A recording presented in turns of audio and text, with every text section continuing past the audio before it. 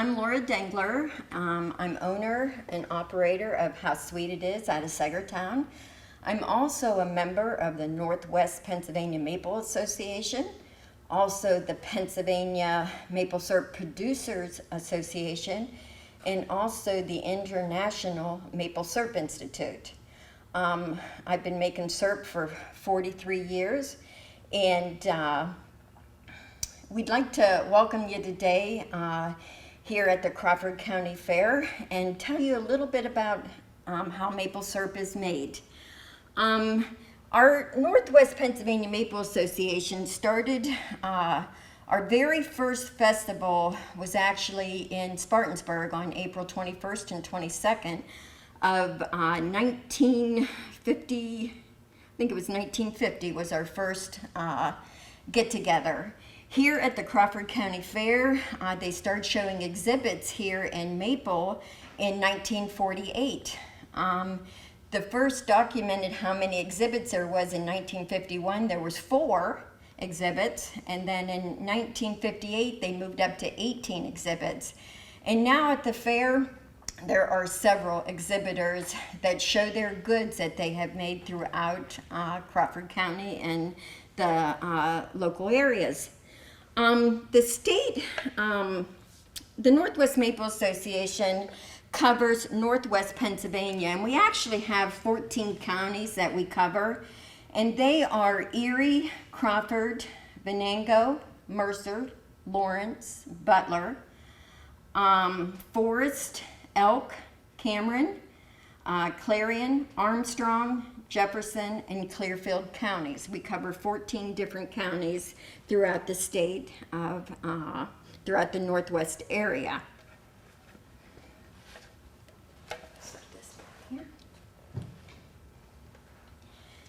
Back in 1981, the Northwest Maple Association introduced the Maple Sweetheart Program, which that allowed representation from a Maple Sweetheart end of things, and you have to be between the age of 16 and 21. But we decided with the timing change that we really wanted to introduce boys and girls into this program. So back in 2018, we went to what is called the Northwest Maple Ambassador Program, which at that time it can incorporate both male and females ages 16 to 21. And today we have our 2020 Northwest Maple Ambassador, Landis Crawford. So hi guys, like she said, my name is Landis Crawford. I'm the 2020 Northwest PA Maple Ambassador. I'm a local high school student, and I won this year at the annual dinner. My family is maple producers. I'm a 4th generation producer myself, and our operation was fairly large in the 80s. We've since downsized. We only tap 1 woods, and get about 40 to 60 gallons of syrup, but it's enough for our friends and family. So as the Northwest Maple Ambassador, my job is to represent the local producers and the products they produce. I also do a lot of educational outreach, which is why we're here today. So I think we're going to dive in and talk about what is maple syrup and how we make it. So maple syrup is a delicious natural product that is made from xylem sap from maple trees. So primarily it comes from sugar maple trees because the sugar content is higher, but you can also tap all other maple trees, including red maples and silver maples. So once they are tapped, it gets taken to the sugar house, and so we're going to talk a little bit about the specifics there. Landis, how many gallons of sap does it take to make that 1 gallon of maple syrup? It takes 40 to 60 gallons of sap to make that 1 gallon of maple syrup. So quite a bit. Yes, it does. From the tree to the table, it's quite a process. We always say that it's a labor of love. Absolutely. You don't do it if you don't like it, for sure. So here we're going to talk about tapping, which is the first step we do. So today we use drills, which are really handy, but that is not always the case. So we used these for a long time, which are a little harder to use, but they use a drill bit and put a hole into the tree at a slight angle. The drill bit sizes have changed. We have two different sizes here. We have a 7/16 and a 5/16, so the larger ones definitely are older. And to tap a tree, the tree needs to be about 40 years old and about 12 inches in diameter, which is what that tree cookie shows. You can put one tap in at 12 inches, and as they get bigger, you can add a couple more. So once we have a hole, then we put in a spile. So spiles originally, when the Iroquois Indians were making maple syrup, they used a wooden spile that was made out of often like an elderberry branch that contains a pith. So the center is kind of soft and squishy and comes out really easily. And then they actually collected their syrup in woven birch baskets. But today, we don't quite do it that way. So here is a wooden spile that would be similar to that. And then we moved on to metal spiles as technologies got better. So this is an old metal spile. And today, you can use plastic spiles. And we have a 3/16 new metal spile that can be used. So once you have your spile in your tree, you have to find a way to gather your sap from there. So like we said, the Indians used birch baskets, and then we moved into wooden buckets that would hang off of your spile. And then as we went to metal buckets like this, and a lot of people still use them, although if they are used today, you have to use a liner due to the lead content. We now have plastic buckets and plastic bags which hang on the spile. But most commonly used is tubing. So tubing came around in the middle of the 1900s. It was clear, it's hollow, and can run from tree to tree before connecting to a main line that runs to a holding tank. So here, now today, tubing comes in all different colors, as you can see, and some different sizes. So we have your older tubing or bigger tubing here at 5/16, and then here's your 3/16. Your plastic spiles, many different colors and styles that are available on the market. So once your sap is in a holding tank, then it needs to be taken to the sugar house. Landis, I'm just going to cut in here just one Yes. little bit. I want to show this sugar, Oh, or yes. this tree cookie, which actually shows the different Spile spile sizes. sizes Yes. in here. This is actually one of the new spiles, which is the 5/16, and this is the 7/16. Eight holes, yes. And this used to be one whole piece, and I dropped it and broke a little section out of it. But it really shows you this tree actually blew over in a windstorm.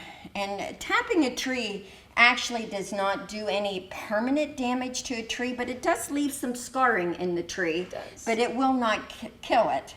I mean, you always want to be sure that, as Landis said, as you tap a tree, you want to have best management practices when you tap it. Like a 12-inch tree only gets one tap. And I always laugh. I tell people I'm a tree hugger, and you will actually see me hugging my trees, because if my hands touch, then that tree has moved up to 2 taps. And very rarely, you should never put more than 2 to 3 taps into a tree. I have a few great big sugar maples that I can't get around at all, and some of them do have 3 taps in them, but you should really not put anything more than 3 taps into that tree. That is just a best management practice that the maple industry has come out with, along with the smaller diameter spile to put into the tree.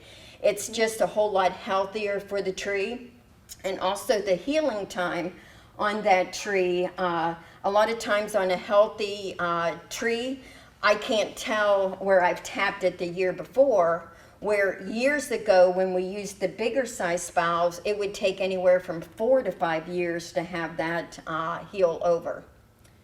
Absolutely. All about the health of the tree. Healthy trees make more syrup Exactly. and sap. So, yes. So once we have our sap in a holding tank, if you're lucky, your holding tank is at your sugar house. But if you're not so lucky, we have to haul it. So that can be done a handful of ways. Many people have tanks on trailers or trucks, or I know a few people use old milk trucks.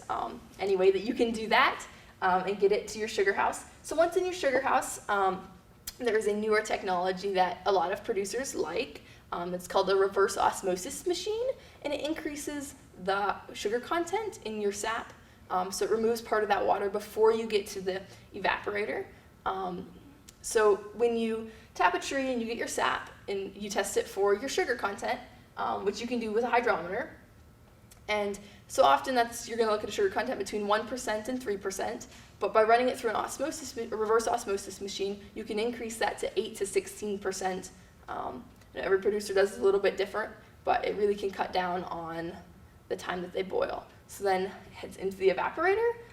So most evaporators are pretty standard, very similar.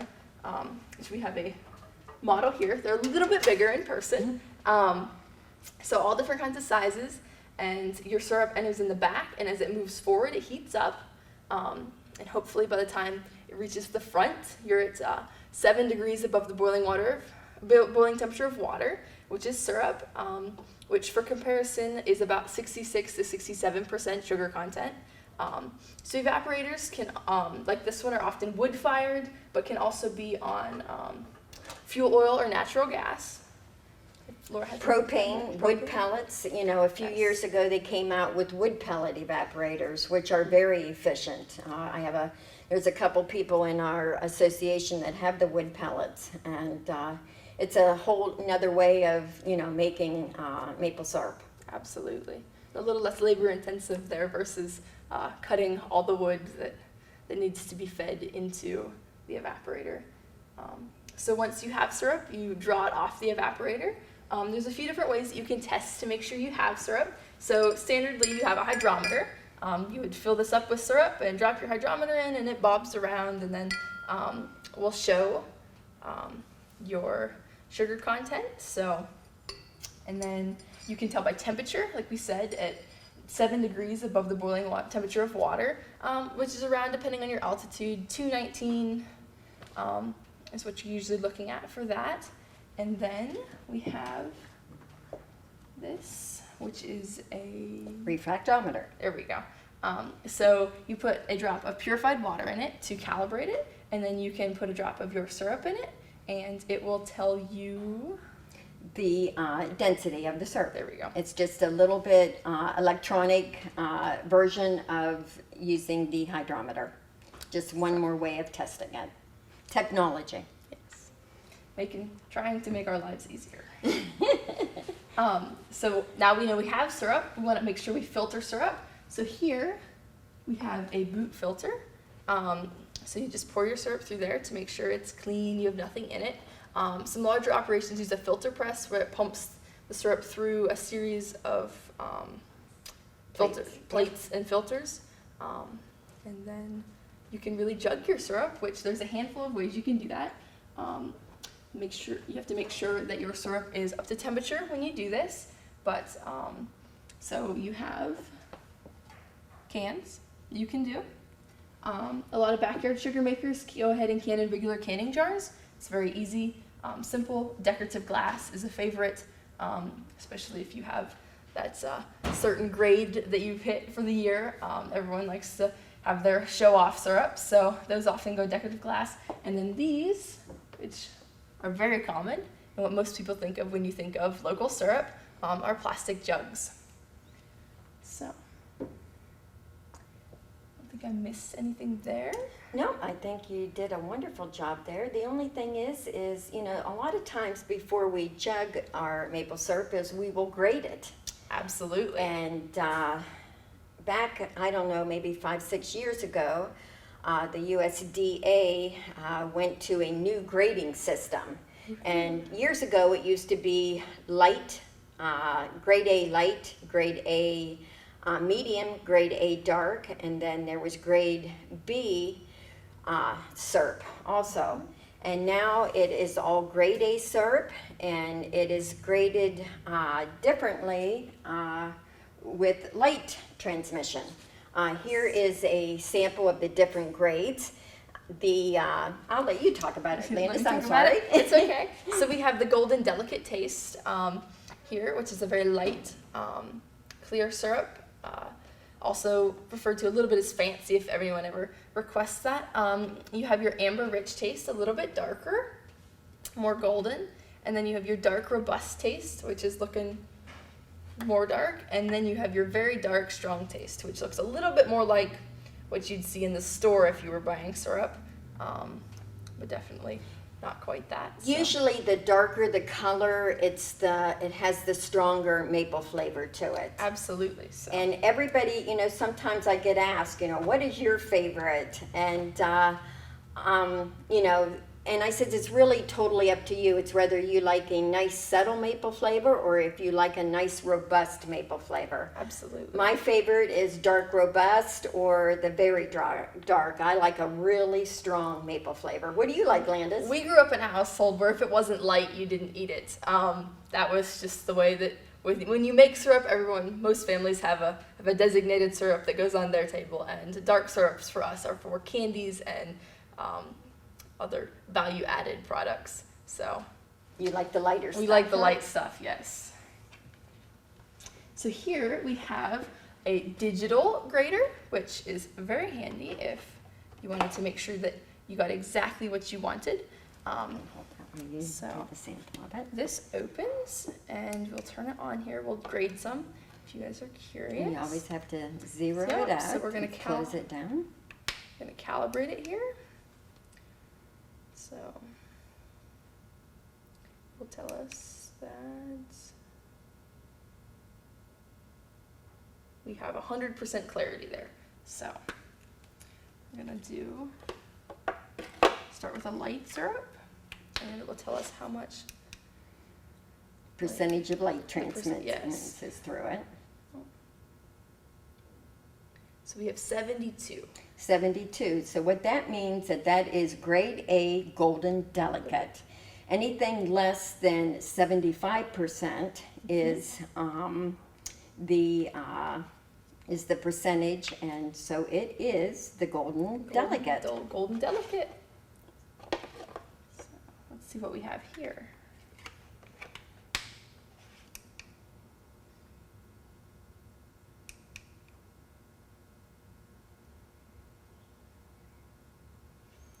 $59. So that means that is grade A amber rich, and the percentage of light transmittance for the amber rich is anywhere from 50 to 74 light percentage. 74%. Let's see, we have a couple more here we can try. Let's see what it tells us.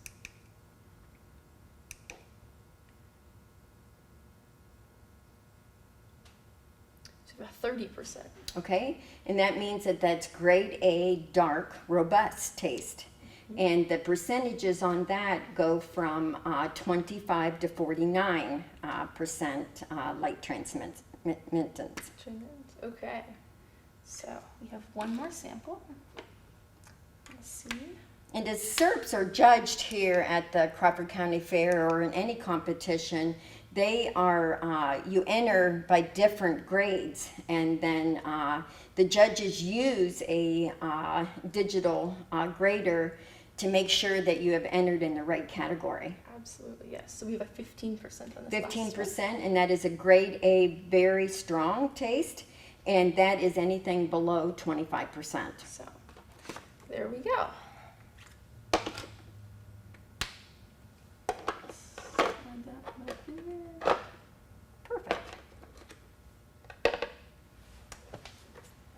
Okay, so we've made some syrup, and then we've graded it, so we know how that's about. So what else can we do with syrup besides eat it? I know I use a lot of syrup on pancakes or in tea. I know some folks drink it in coffee. Anything else that you can do? I think Laura might have some ideas for us. I use my maple syrup in a lot of things. I use it in my oatmeal in the morning. I use it in baking, cooking, canning. We'll talk a little bit about that here, but we're going to talk about, some of the products that are pure maple products, just made with pure maple syrup. Landis, do you want to just go over what we have here? Yeah, so of course we have syrup, and then in here We have some maple cream, maple sugar, and of course, a favorite, maple candy. And these are some of the entries too that are entered at the Crawford County Fair. You have syrup that you enter in each of the categories. And, you know, a lot of it gets judged on a number of different things. One is packaging. You know, does it have a safety seal on it? And most containers that you use nowadays has an inner safety seal. And this particular container has an outside safety seal in it. So you're judged on packaging, you're judged on, you know, is the container clean, and you need to have also your name and address and telephone number on the product. We talked a little bit about density, and you know, the density is in competition is measured with a refractometer. And they usually use 2 or 3 different refractometers because everyone reads it a little bit different. Mm-hmm. And then they'll wait till they have the average, and then that would be your scoring on it. And you definitely, if you're not between that range, the ideal density range is 66.6 to 67.9%. And you actually get 25 points for that. And it goes down from there. If it's below, if it's 66 to 66.5, it's 20 points. And if it's 68 to 68.9, it's 20 points. But if it's below 68.9, you actually, or if it's above 68.9, it's actually a 0 score. And if it's below the 66.0 density, it's actually disqualified. It's not actually pure maple syrup then. And sometimes the density is so important in making maple syrup because if it's not to the correct density, you may, when you open your container, you might have a little bit of mold on the top of your container. I always tell people to be sure to contact their producer and just let them know, and I'm sure that producer will replace that container of maple syrup. Maple syrup is an all-natural, nutritious product. There's no artificial flavorings, colorings, or preservatives. And so it is a natural product. So usually if there's mold, it's just not quite to the correct density. And sometimes too, when you get towards the bottom of your container, sometimes you'll see little crystals in the bottom of your container. And what that means is that you have taken the density too high. And then I always tell people I'd rather be higher than lower. I always tell people you've got a little candy in the bottom of that container. It's a bonus. Along with grading the syrups, you get some points on clarity. When they hold the sample up, they'll look and make sure that there isn't any foreign products in it or anything like that. Sometimes there, you know, a speck of dirt or something. They look for the clarity of it, and you get so many points for that. And then we talked a little bit about grading. You know, when you enter in competition, you have to have a sticker on it what grade it is, and it has to meet that specification to get 10 points. And this is the one that really comes down to the judge preference, and you get 40 points for flavor.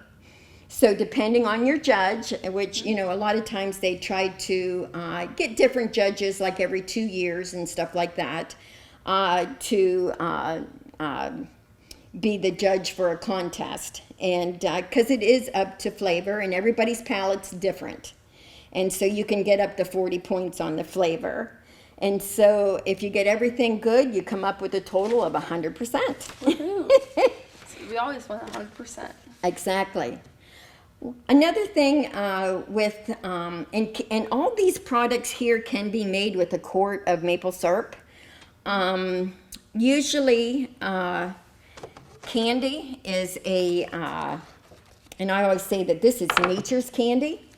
And this is a product that is heated to 238 to 240 degrees above the boiling point of water. And then I let mine cool to about 200 degrees. And then you can make this by hand just by stirring it very slowly, just until it starts to granulate. And then you can put it in little candy molds. You know, for competition, they like to see the little maple leaves and the little different figurines that they can do that. But in the judging process of the candy, they go by appearance. And they'll look to see if there's any great big white spots in it, if the pieces of candy are uniform, if there's some smaller or higher, they'll look at that also. They'll also look at the texture of the candy. A judge will take a small piece, because usually there's several entries, and he'll take a piece of candy and he'll break it in half. And then he'll look to see if there is a lot of big white spots in there, like air pockets or where the candy has dried out in the making process of it. And then he will sample it. And in candy, you want to look for it to just kind of just melt in your mouth.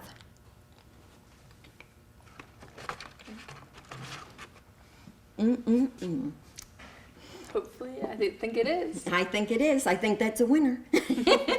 But usually, candy, there's usually a couple different contests for candy. There is one that's called uncoated candy, which this is.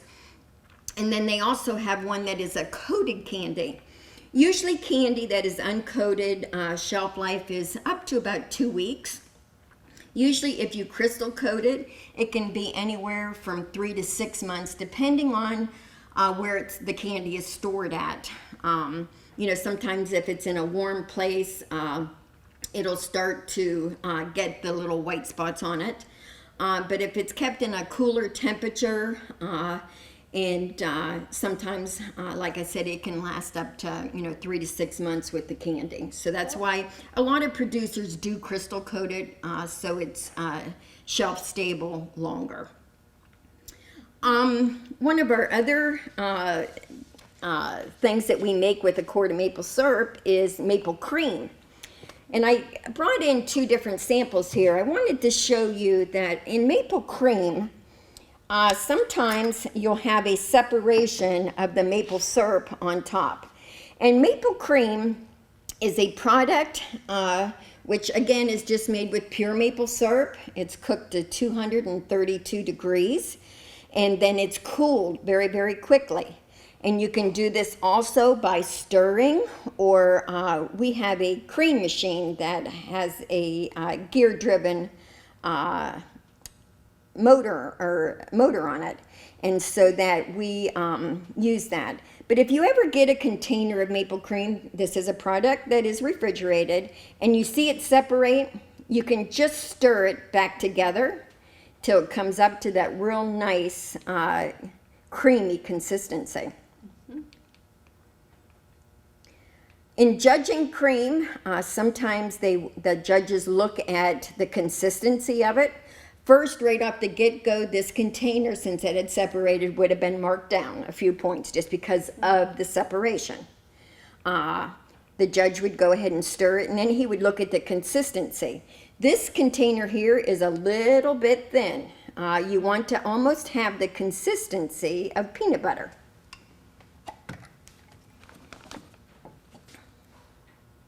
Which you can see that this one, the consistency is the consistency of peanut butter. They'll also look to see if you have air pockets in here in the packaging end of it. They'll look to see if you left any, if there's any separation at all. Here there's just a tiny little bit of separation, and that would probably get marked down a point or so. It's not excessive. And then they, like I said, the consistency, the packaging of it, Flavor. And the flavor. We're back to flavoring of it. So, Landis, what do you like your maple cream on? I eat maple cream on toast. Pretty much that's it. But That's yeah. okay. I like it on English muffins, bagels. It's really good on sweet potatoes.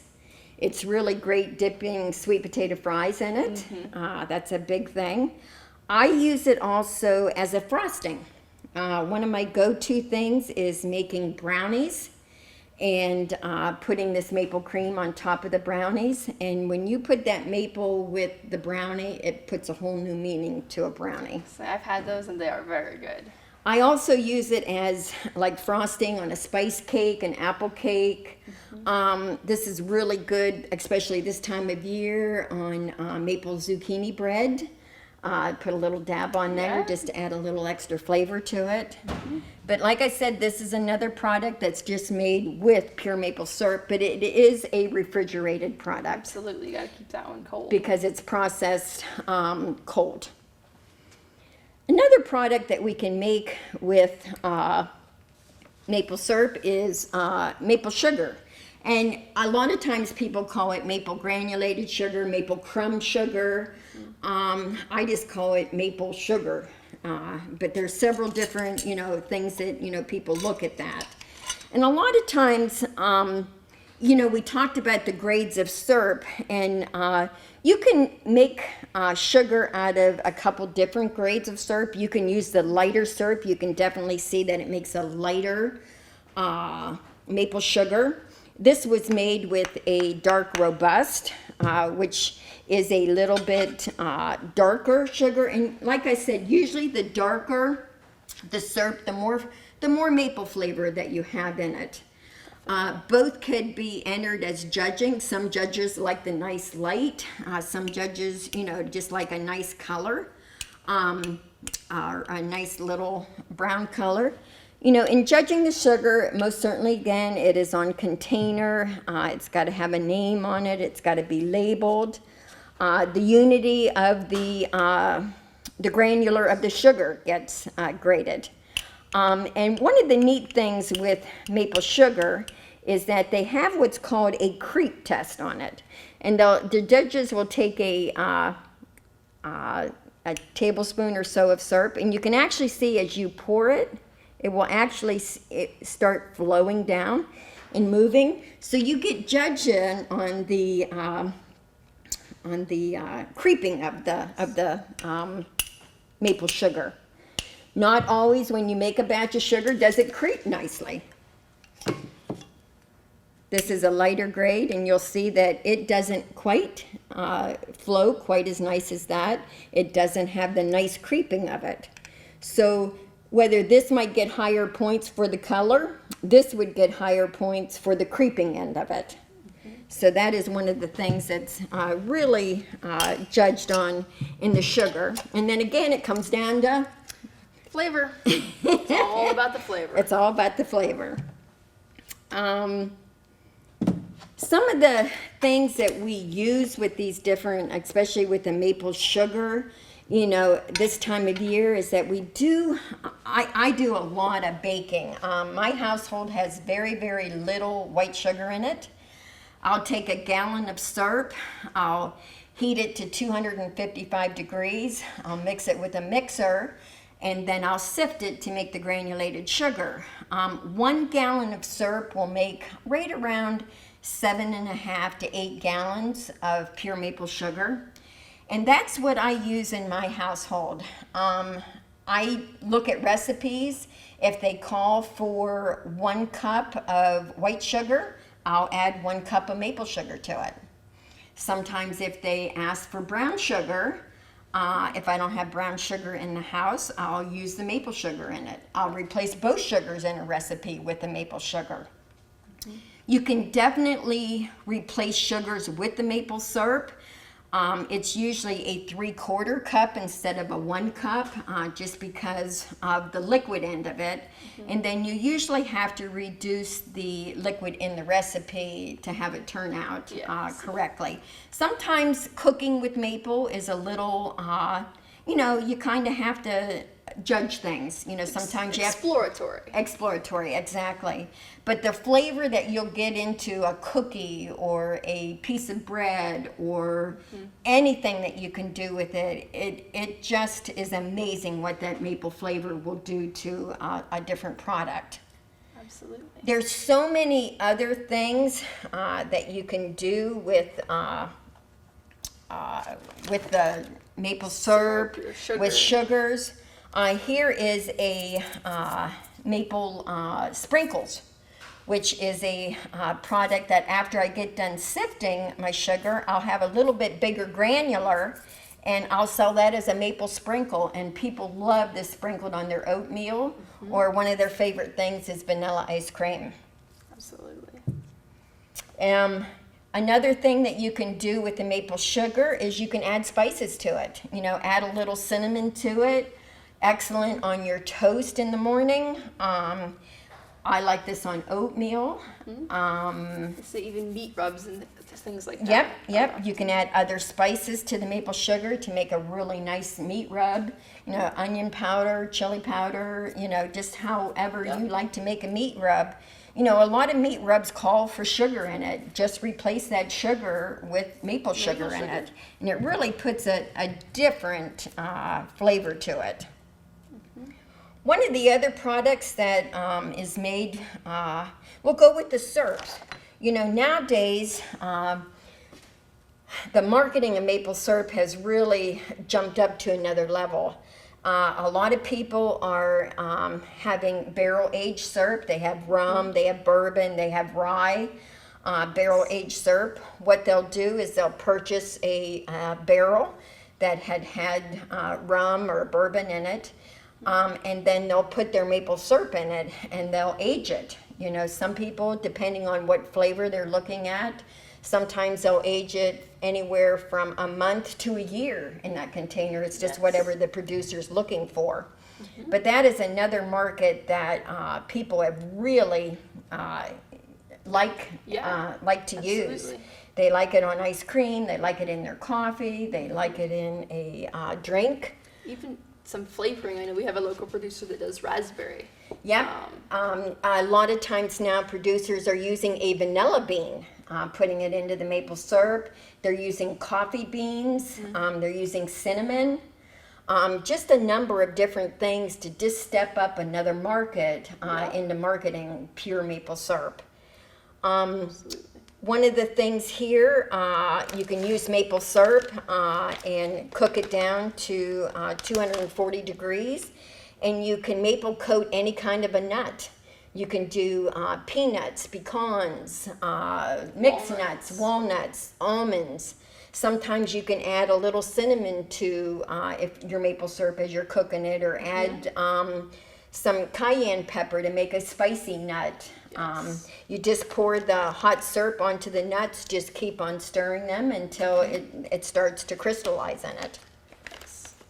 And for producers, that's like the Christmas present. Exactly. If you don't give them syrup, then they get maple peanuts. Exactly. One of another products that many producers make is maple mustards.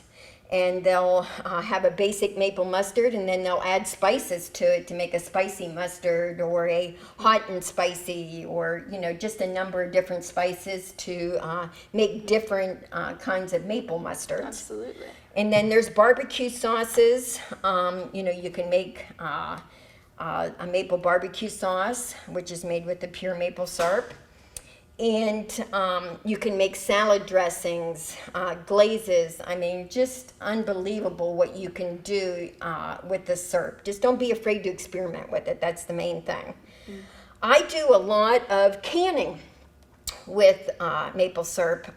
Last year, I made a grape juice, and I used syrup instead of the sugar in my recipe. That would be cool. And this is the first time that I've ever done that, and I really got to say that I used a little bit too much syrup in it. But when I take this out, I usually add about half a cup of water to it. And that maple just brings that grape out. I mean, it's a whole new flavor, This year, I've gotten to making some rosy ringers with hot peppers. I've been using maple sugar in the recipe. That's another thing that, you know, you can just replace the sugar in any recipe with maple sugar. One of my things that I did last year is I made bread and butter pickles out of maple sugar. You can just replace, usually bread and butter pickles call for white sugar once again, and I just replaced it with the maple sugar. And this actually had won first place down at the Pennsylvania Farm Show. There you go. A couple years ago. We do a little bit of sauerkraut. We put a little bit of, in the processing of our sauerkraut, some people use a little bit of brown sugar as they're stomping their kraut. Yes. We'll sprinkle in a little bit of maple sugar There you along with go. the salt as we make the kraut. Kraut. So we call it maple kraut. There you go. There's just so many different things. Back in 1991, the Northwest Pennsylvania maple syrup producers actually did a cookbook. It really needs to be redone. I need to find a candidate to to maybe do another one for the association. But this has several different recipes in it. Simply maple, I mean, you can pick up a lot of different maple cookbooks around the area, but like I said, I usually just look through a recipe and just replace the sugars. Yeah. You know, you can do that in cookies and breads and, you know, just anything, exactly. And, you know, the reason why I like to use the maple syrup end of it is because it's an all-natural product. It's not refined. It's not refined. There's not any artificial flavorings, colorings, or preservatives in it. It's all natural. Absolutely. It's just a wonderful product. And, you know, I encourage people to experiment with it. I mean, you can make fudges and different candies. I mean, there's little hard candies that you can make, or even suckers that you can make out of maple syrup. But usually you do put a little bit of corn syrup with these. So they last longer. That's the only thing there. Yes. But I think we've touched base on a lot of the products, the ones that are made just with pure maple syrup, and the other value-added products, and what you can use, you know, pure maple syrup for. Landis, do you want to talk a little bit about the state? The state of Pennsylvania has 5 different associations throughout the whole state of Pennsylvania. We are the Northwest Maple Producers. There's Potter, Tioga. Yeah. You have Endless Mountain, Somerset County. And then we just got another association, yes. which was the River Valley Association. And did we say Northeast Association? We did not say Northeast. Okay, Northeast. So we kind of cover the whole state of Pennsylvania with associations that all belong to the Pennsylvania Maple Syrup Producers Association. Tell a little bit about how much syrup Pennsylvania made this year. So Pennsylvania is projected in 2020 to made 169,000 gallons. So for scale, the U.S. makes about 4.37 million gallons, and we gave a big chunk of that this year. So it's exciting. We are excited about that. You know, producers throughout the state come in a lot of different sizes.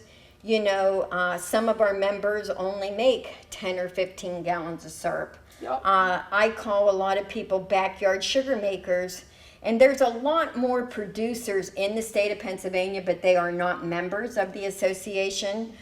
We have, through the state of Pennsylvania, we have about 250 registered members.